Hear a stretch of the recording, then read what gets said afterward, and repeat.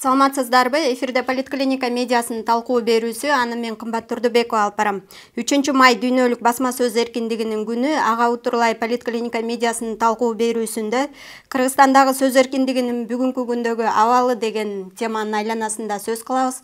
Биздин студиябызда конокто медиа эксперт Кубан Абдымен менен. Саламатсызбы? Кыргызстан Бириккен демократиялык кыймыл аталышындагы оппозициялык уюм мүчөсү Равшан Жээнбеков болмокчу. Саламатсыздарбы? Кош келипсиздер. Саламатсыздар. Алгачкы суроомду экөөңүздөргө тең узатсам, негизи эле Кыргызстандагы сөз эркиндиги бүгүнкү күндө кандай абалда? Сизден баштайбыз, Кубан агай. Хорошо. Кыргызстанда баары салыштырмалуу да. Эгерде дүйнө жүзүндөгү мамлекеттер менен караганда бир көрүнүш, Орто Азиялык мамлекеттер менен караганда башка көрүнүш, ал эми тоталитардык деп аябай башкаруу бийлиги кысымга алган өлкөлөрдө болсо таптакыр үчүнчү көрүнүштө. Эми орточо алганыбызда бизге ошо кошуна өлкөлөр менен салыштырган көбүрөөк жарашыктуу деп ойлосом, албетте Кудайга шүгүр деп айтканга барсак болот. Анткени ушул жылга чейин 30 жылдан бери Кыргызстандагы сөз эркиндиги дагы, анан жарандык коом дагы бутуна тургандай мүмкүнчүлүктөрдү алган. Тилекке каршы ар бир бийликтин келгенинде алардын өзлөрүнүн максаты болгондуктан ошо коомдук пикирди өзүнө колдонууга, анан биринчи иретте албетте маалымат каражаттарын колдонууга аракеттери күчөйт, ошого жараша мамилеси да өзгөрөт да. Азыркы маалда эми өтө катуу кетти деп айтканга азырынча эрте деп ойлойм, бирок ошондой тенденция болуп аткандагысы Кыргызстанда көйгөйлүү маселелер ошо маалымат каражаттарына түздөн түз тиешеси бар экен деген эсепте алабыз. Равшан мырза, ушул эле суроону сизге узатайын. Чын эле эгерде Швейцария менен салыштырсак, бизде абалыбыз аябагандай оор сөз эркиндигинде. Ал эми Тажикстан менен салыштырсак, анда абалыбыз дурус. Бирок биз алар менен салыштыруу өтө алысыраак болуп калат. Биз өзүбүздүн тарыхыбыз менен да салыштырсак болот. Кече күнкү убактыбыз менен мындан 2-3 жыл кандай эле же болбосо башка президенттердин убагында кандай эле, азыр кандай болот десек, анда туура болот. Экинчиси, дүйнөлүк атайын изилдеген уюмдар бар, авторитеттүү. Ошолордун көз карашы менен Кыргызстандагы сөз эркиндиги кандай абалда деп салыштырсак болот. Мурдагы бийликтер менен салыштырсак, сөз эркиндиги начар. Акыркы 2 жылдын ичинде бизде жаңы бийлик келгени сөз эркиндигинин абалы кескин начарлады. Биринчи далил катарында санап айта турган болсок, журналисттерге мурда мындай коркутуу, үркүтүү болсо, азыр журналисттерге массалык маалымат каражаттарына камоолор башталды. Далил катарында айта турган болсок, Болот Темиров, мынакей, болуп көрбөгөндөй тарыхта мындай журналисттерге мындай басым болгон эмес. Камоо бир ачканда 4 кылмышын ачып, атайын кызматтын, спецназдын коштоосу менен келип, жыгача сүйрөп алып кеткен, камаганга аракет кылган учур болуп атат. Экинчи, мен өзүм ээлик кылган телеканалдын директору бүгүнкү күндө мына 2 айдан бери түрмөдө жатат. Бул биздин тарыхыбызда болуп көрбөгөн окуя деп айтсак болот. Экинчи, эч ким каршы тура албай турган, эч ким каршы аргумент айта албай турган бул эл аралык изилдөөлөр. Бир 2-3 изилдөөнү айтсак болот. Демократиянын индекси деп коет. Мына жакында эле чыкты. Кыргызстанда биздин демократиянын көрсөткүчү бул биринчи кезекте ошол сөз эркиндигине тиешелүү маселе. Анткени оппозиция дагы сөз эркиндиги аркылуу өзүнүн көз карашын айтат, журналисттер дагы сөз эркиндиги аркылуу өзүнүн көз карашын айтат. Ошон сөз эркиндиги бул баарыбызга тиешелүү да.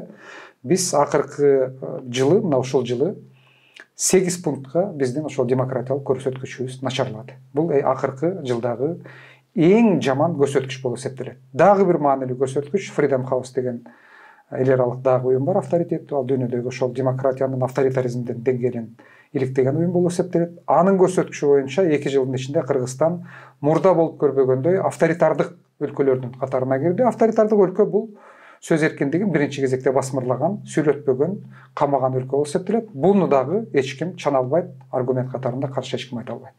Ошондуктан жыйынтык катарында айтсак болот, жаңы бийлик келгени Кыргызстанда аябагандай сөз эркиндигине доо кетти, басым болуп атат, коркутуу болуп атат, камоо болуп атат. Сиз жогоруда айтып кетпедиңизби, ошо жаңы бийлик келгени депчи, Медиа полиси институту фондунун маалыматына ылайык 2020-жылдагы октябрь окуяларынан кийин ушу сөз эркиндигине болгон кысым чын эле өсүптүр да. Мисалы, башкы прокуратуранын маалыматына таянсак, 2010-жылдан 2022-жылга чейин ушул журналисттерге басма сөз каражаттарына 13 кылмыш козголуптур да. Алардын жарымынан көбү ушу акыркы 2 жылда козголуптур. Буга эмне себеп болуп атат деген пикирдесиз?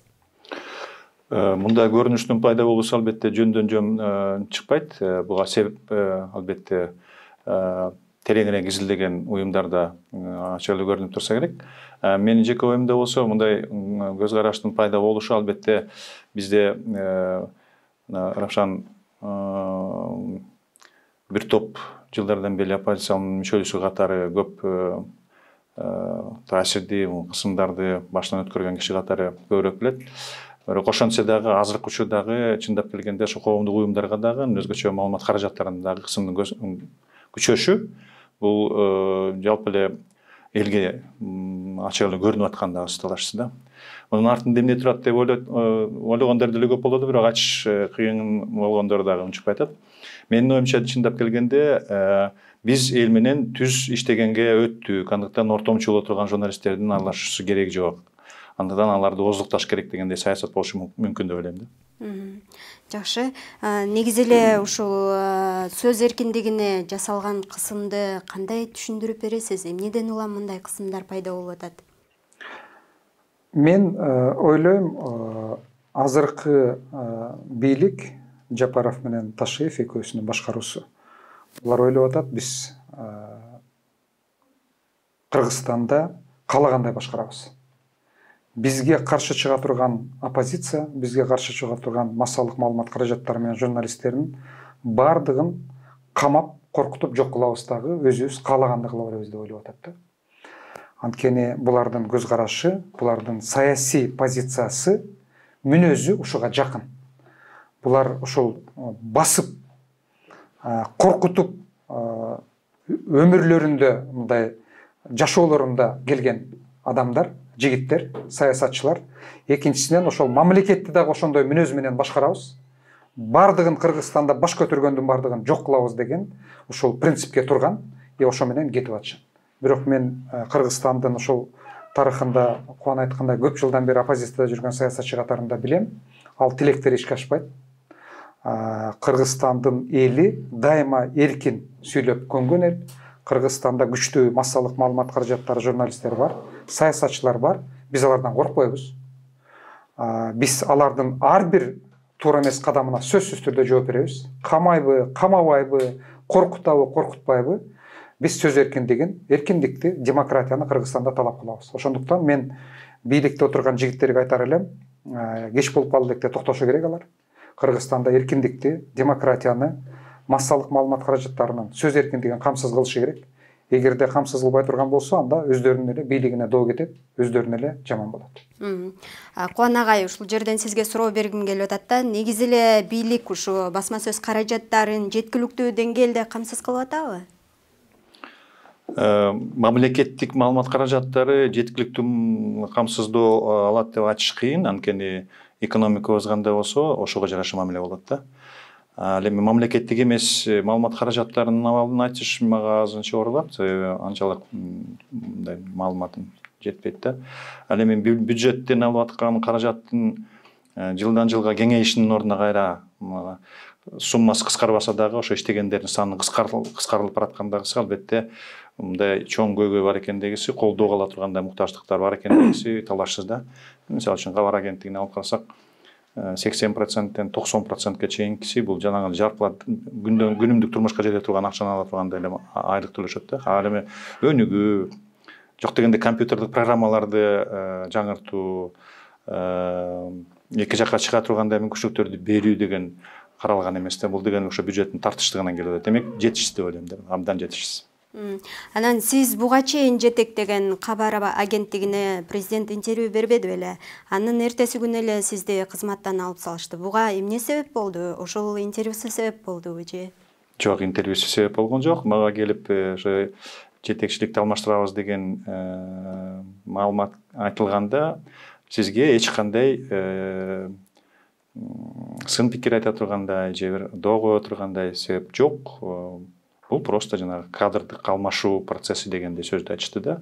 Чындап келгенде эмне экендигин эми бийликтин тегерегинде жүргөндөрдүн айткандарына көңүл бургандар деле болот, ага көңүл бурбай өзүнүн жыйынтыгын чыгаргандар деле болот. Накта себеби кандай экендигин эми келечекте көрөрбүз, азырынча белгисиз. Жакшы, кийинки суроомду экөөңүздөргө тең узатайын. Негизи эле президенттин ошол интервьюсун карап көрсөк, мисалы иликтегичтер, былжырактар деген сыяктуу кастык тилин колдонуптур да. Мунун өзү сөз эркиндигин басмырлоо эмеспи? Сөзсүз түрдө мен дагы ошол силердин поликлиника жасаган факт чекти көрдүм. Андан башка факт чек кейж жасагандагы иликтөөлөрдү, изилдөөлөрдү көрдүм. Тилекке каршы Кубан мырзага бир сын пикир айтып койсом болот. Кубан мырза жетектеп турганда ошол интервью болгон. Орун басары бир аз калп маалыматтарды айтып койду да, Улан Чойбеков. Андагы силер иликтеп чыктыңар, ушул убакыттан пайдаланып айтып коеюн деп атам. Ал жерде Кубан мырзанын орун басары Чойбеков айтып атат. Вот мына жаңы түзүлгөн оппозициялык кыймыл жазып атат, айтып атат, жакында митинг кылып сизди бийликтен кетиришет экен деген суроону берип атат да. Анан ага Жапаров жооп берип атат. Мен азырынча тийбегиле деп айттым алардын баарын эмне кылып атканын биз билебиз баарын. Азырынча камабагыла деп айттым деп ал аны улантып атат да. Муну мен ойлойм, ошол кабардын Улан Чойбеков орун басары, Кубан мырзанын орун басары ошол убакта бир аз калп айтып койгон да. Бир дагы оппозициялык уюм, бир дагы оппозициянын мүчөсү, бир дагы жерде биз митинг жасап президентти бийликтен кетиребиз деп айткан эмес. Бул калп маалыматты силер дагы ошол поликлиникадагы иликтеп чыктыңар, факт чек кейжи дагы иликтеп чыкты. Ошондуктан ушул мүмкүнчүлүктү пайдаланып айтып коет элем. Силерге рахмат бул боюнча.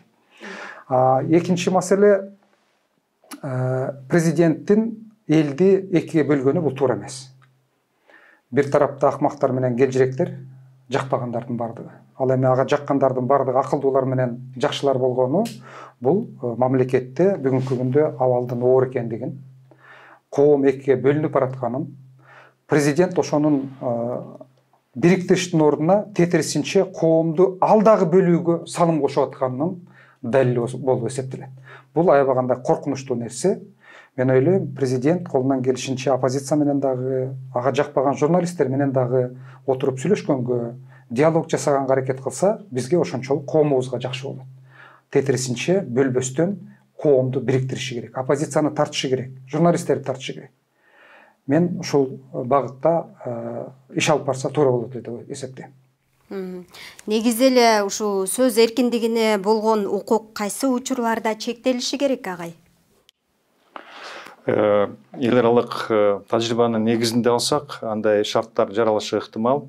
Ана бүгүнкү күндөгү Украинанын тегерегиндеги болуп аткан окуя, Россиянын ошол жерде согуш жүргүзүп аткандагысы азыр эч мындай талашты жаратпайт, элдин баардыгы нааразылыгын билдирип атат. Вот ошого жараша, албетте Украинанын өзүндө дагы чектөөлөр киргизилип атат. Андан кем калбастан Россияда да чектөөлөр киргизилип атат. Андан сырткары дагы эки тарапты колдогон мамлекеттер, мисалы КМШ өлкөлөрү болобу, же батыш европалык мамлекеттер болобу, аларда кайсы бир деңгээлде чектөөлөрдү киргизгенге муктаж болот да, зарылдык пайда болот ошондой. Андыктан бул ар бир мамлекеттин өзүнүн ички жагдайы, ал жерде түзүлгөн кырдаал, шарт кандай экендигине жараша мамиле кылат да. Бирок негизинен алганда, албетте кандай гана шарт болбосо дагы маалымат каражаттарынын иши алар өзүнүн позициясынан тайбастан эки тарапты тең чагылдыра тургандай укукка ээ болушу керек деп ойлойм. Тилекке каршы бул турмуштун зарылдыгынан түрлүү өзгөртүүлөргө муктаж болгондуктан ушундай чектөөлөр келип чыгып атат. Демек, биз азыркы учурда толук кандуу маалымат каражаттарынын эркиндигин күтүүгө мезгил жете элек деп айтышыбыз ушу учурдун талабы болуп атат. Бул эмнеден келип чыгып атат? Анткени саясат кандай кааласак дагы экономиканын үстүндө дагы, коомдун үстүндө дагы, анын ичинде албетте маалымат каражаттарынын үстүндө тургандасын далилдейт. Агай, ушул жерден сизге бир суроо жаралып атат да. Равшан мырза да айтып өтпөдү, кабар агенттигинин журналисти бурмалап атат депчи. Анан мындай кырдаалга кандайча жол берилди? Сиз кандай комментарий бересиз буга? бул жерде көп нерселер албетте мындай суроо жарата тургандай деңгээлдеги учур болуп атат. Бирок менин оюмча ошо интервью чыккычакты жалпы маалымат каражаттарындагы өзгөчө социалдык тармактарда чыгып аткан посттордун негизинде ошо элдин арасында болбосо дагы саясий күчтөрдүн арасында ушундай ойлор болушу мүмкүн дегендей негизде түзүлгөн суроо болчу. Бирок андай болсо ал айтыш керек эле да ошентипчи. Бирок ал киши Улан Чойбеков, силер жазып чыктыңар бардыгы. Факт-чектагы далилдеди. Улан Чойбеков айтып атат, жаңы түзүлгөн оппозициялык кыймыл, бириккен оппозициялык кыймыл айтып атат, сизди жакында бийликтен кетиребиз дешип атат деп. Бул түздөн түз президентти провокацияга түртүп, жалган маалымат берип, андан ал дагы туура эмес нерселерди ошо менен кошо айтып чыкты да. Бул мен ойлойм, өзгөчө авторитеттүү, мамлекеттик ошол кабарга окшогон агенттиктин жетекчисинин орун басары мындай нерсени айта турган болсо, бул аябагандай уят жана жол берилгис нерсе болуп эсептелет. Ошо менен президент дагы туура эмес нерселерди айтып алды да. Мен ойлойм, муну Кубан мырза ошол мурдагы орун басарына айтып, жок дегенде ошол Улан Чойбеков чыгып элден бизден кечирим сурап койсо, мен ойлойм туура болмок да. Кийинки суроом ошо Кубан мырза агай сизге эле узатайын. Ошо маалымат, маданият, маалымат, спорт жана жаштар министрлиги анык эмес маалыматты коргоо жөнүндө мыйзамды аткаруу жобосун иштеп чыгышты да. Ага ылайык санариптик өнүктүрүү министрлиги аркылуу кайсы бир маалыматты сайттан эгерде кимдир бирөө тарабынан арыз түшсө, соттун чечими жок эле 24 сааттын ичинде ал материалды алып салгыла дейт. Эгер алып салбаса, сайтты толугу менен жаап коет экен. Бул боюнча пикириңиз кандай? Бул негизи эле ушул эркин медиалардын иштешине тоскоолдук жаратпайбы? Албетте тоскоолдук жаратат. Бул негативдүү көрүнүш деп эч ким мындай көмө санабашы керек. Чектөөлөрдүн бардыгы мен башында айтып кеткендегидей, Кыргызстандагы өзгөчө кырдаалга окшогон шарт түзүлүп атат да. Өзгөчө кырдаал дегенибиз бийлик азыркы жаңы бийликтин иштеп аткандагысы буга чейинки бийликтегилерден өзгөчө бир деңгээлде турат да. Себеби бийликке келгенде элдин көпчүлүгүнүн колдоосу менен келдим деген ишенич дагы эле бар бийликте. Ошого жараша биз кандай кадам кылсак да, кандай өзгөртүүлөрдү киргизсек дагы бизге нааразы болгондор баягылар эле. Ал эми көпчүлүк эл колдойт дегендей негизде ошону колдонуп, анан ушундай чектөөлөр киргизгенге киришип атат да.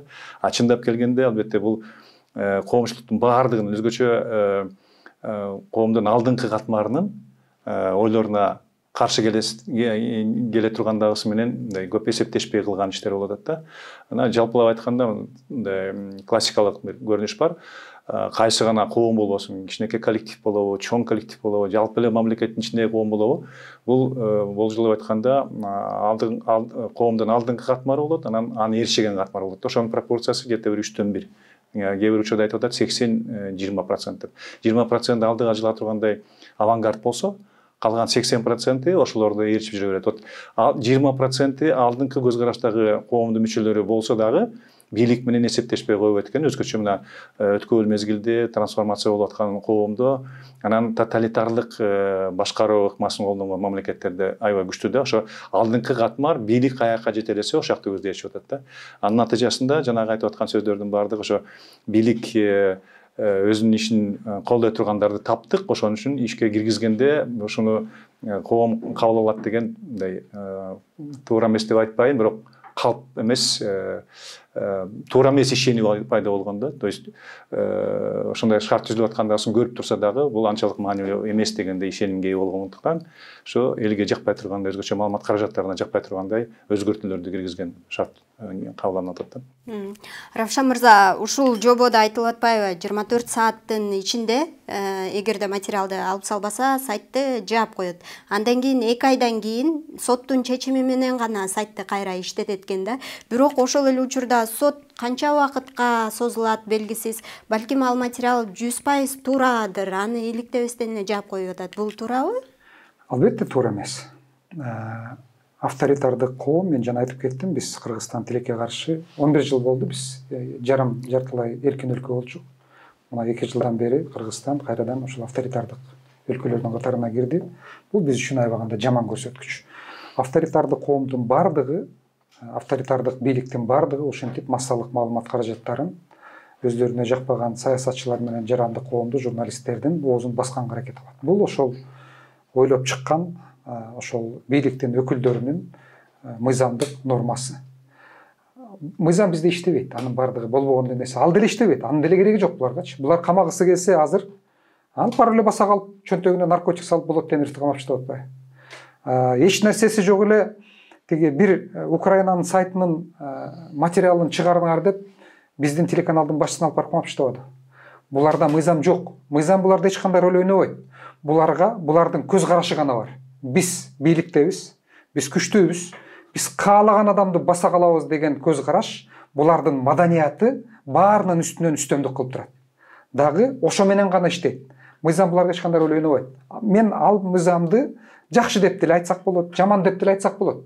Бирок ал мыйзам жок деле бүгүнкү күндө каалаганын кылып атпайбы булар? Каалаганын баса калып атпайбы?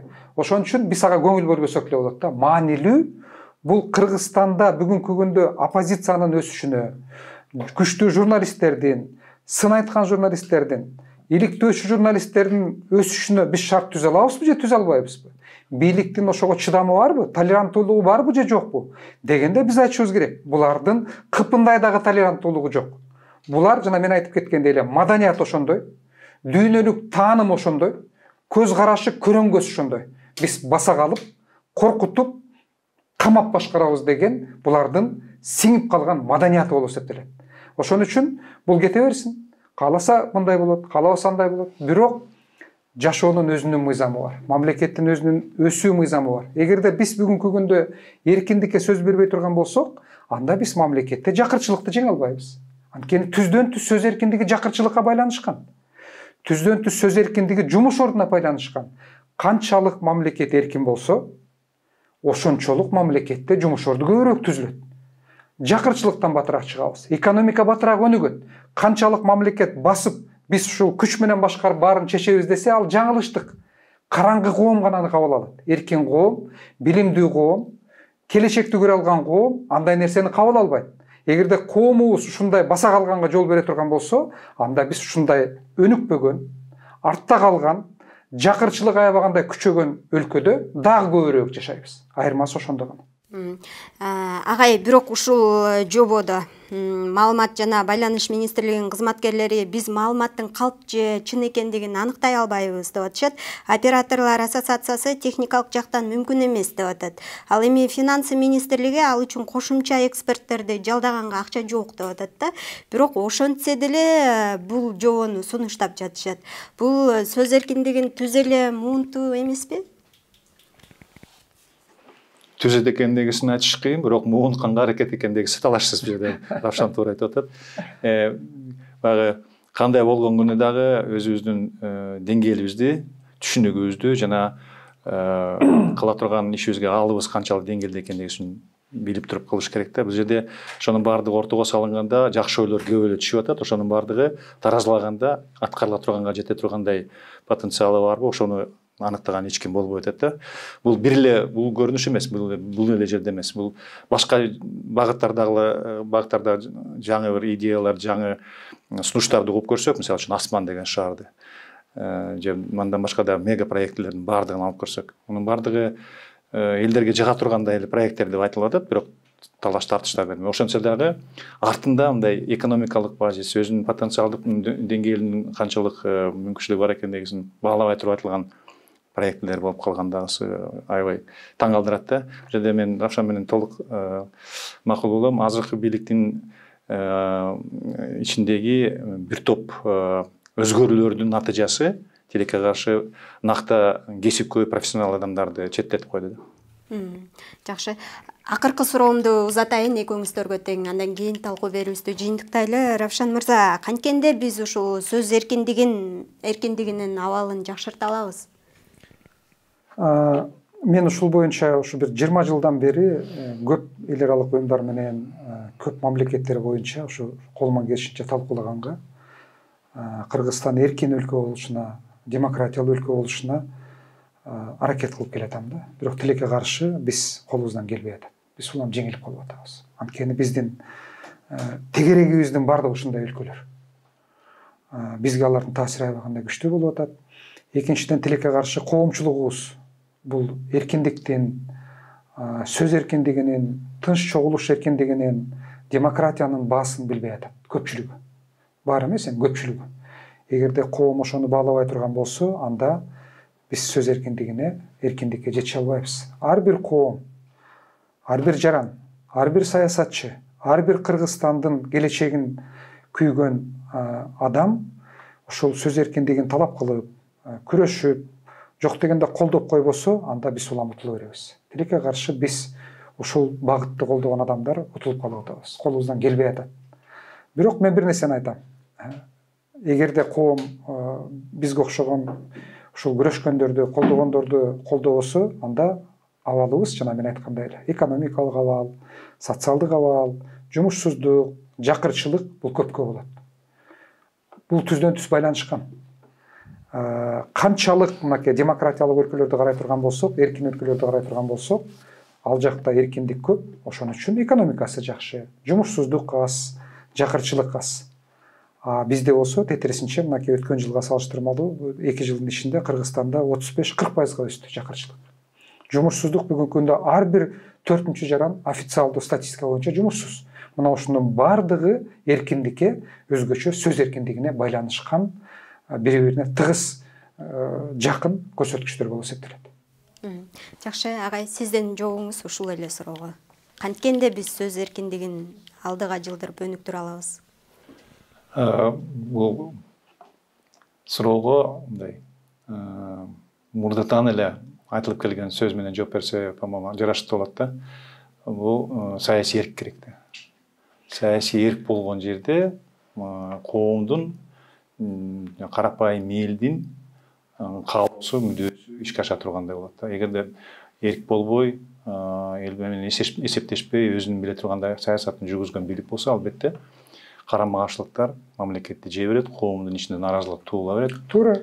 Натыйжасында анан коомдун ичиндеги, вообще жалпы мамлекеттин ичиндеги саясий чыңалуу күчөйө берет да. Мунун бардыгы ошо азыркы эле учурдагы бийлик эмес, бүт эле Кыргызстандын тарыхындагы бийликтин ар бирөөнө тиешелүү болгон нерсе да.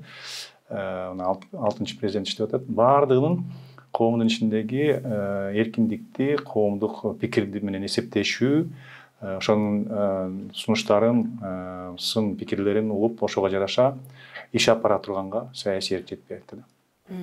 Жакшы, убактыңыздарды бөлүп талкуу берүүбүзгө катышып бергениңиздерге ыраазычылык билдирем. Ушуну менен биздин талкуу берүүбүз соңуна чыкты. Политклиниканын YouTube каналына, Facebook баракчасына жазылууну унутпаңыздар. Сак саламатта туруңуздар.